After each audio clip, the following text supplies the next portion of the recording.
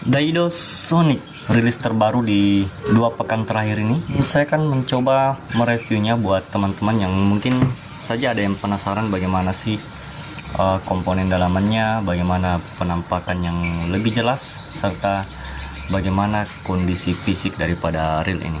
Nah, bagi teman-teman yang baru bergabung, tidak ada salahnya menekan subscribe untuk mendukung channel ini biar lebih baik lagi, dan tentunya adalah buat teman-teman semua. Simak terus. Nah, seperti ini penampakan teman-teman.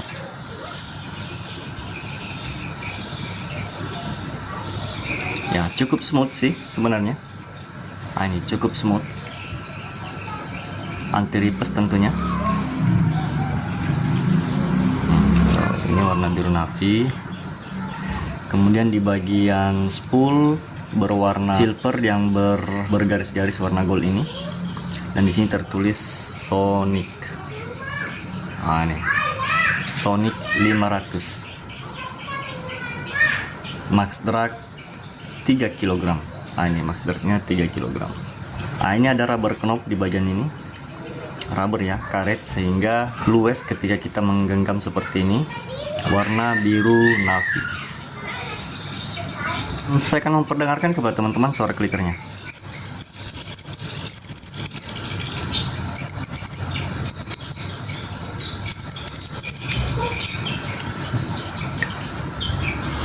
Beratnya 146 gram. Ini menggunakan screw in dan power handle. Nah, di sini saya perhatikan di dalam yang ada cuma ada bushing. Tuh, tidak ada bearing di dalam. Bautnya baut permanen.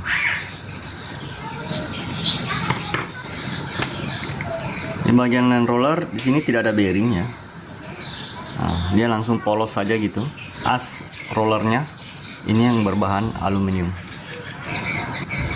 Kita lihat di bail armnya, apakah dia menggunakan per atau menggunakan snap di bagian sini. Oh, ternyata dia menggunakan snap ya. Nih, dia menggunakan snap seperti ini. Nah, sebagai balancernya dia menggunakan metal di sini ya, sama dengan relate untuk ukuran besar. Untuk ukuran 500 juga menggunakan seperti demikian. Itu untuk putaran balancer rasio pada rotor. Nah, ini spoolnya teman-teman. Oh, pantas saja nyaring tadi ya. Dia menggunakan clicker seperti ini. Jadi dia tidak menggunakan clicker pegas. Dia juga tidak menggunakan clicker yang terbaru. Nah, tidak ada seal. Dia menggunakan karbon atau menggunakan pellet biasa. Dia menggunakan pellet biasa seperti ini. Sejumlah 2 dan key washer sejumlah 2 pula. Nah, ini menggunakan aluminium yang di CNC. Di bagian clicker mataharinya ini.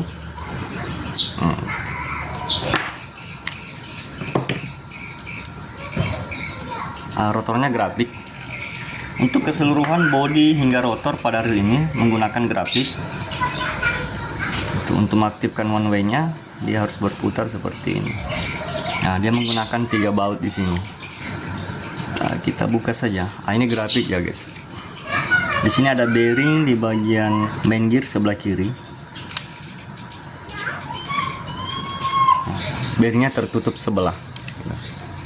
Ini yang tertutupnya dan yang ini terbukanya. Ini main gearnya, nanti kita tes ya, kita kerasannya bagaimana.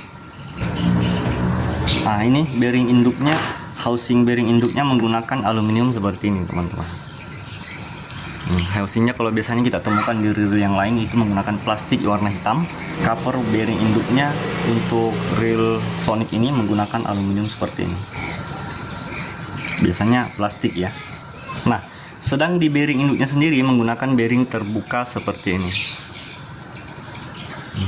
Selanjutnya saya akan mengecek di bagian pinion gear. Nah, ini dia. Ini anti ripes one way nya sama ya. Dan ada bushing 1 serta pinion gear ini. Ini pinion gearnya kuningan. Untuk reel yang zaman dulu untuk di ukuran 500 itu kita masih bisa menemukan reel yang pinion gearnya aluminium atau kadang-kadang juga pinion gearnya adalah zinc. Nah, sedang di ukuran 500 untuk Daido-Sonic ini dia menggunakan pinion gear yang terbuat dari bahan kuningan. Ya, saya masih ingat ya merek-merek jadul itu ya, reel yang tempo dulu.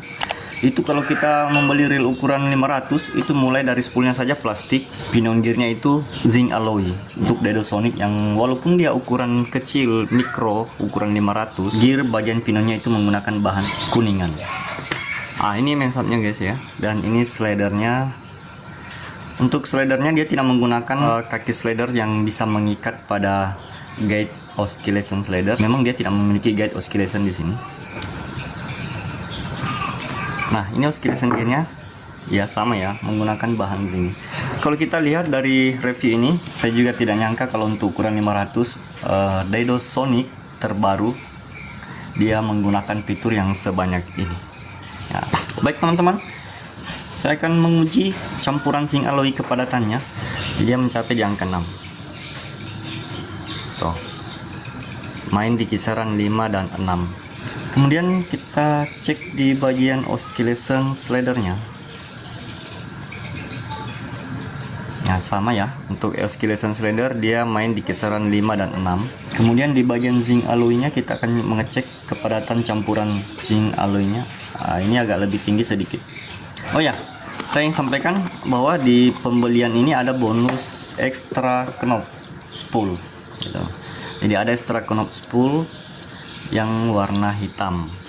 Koreksi saya terhadap reel ini adalah untuk keseluruhan di harga 160.000.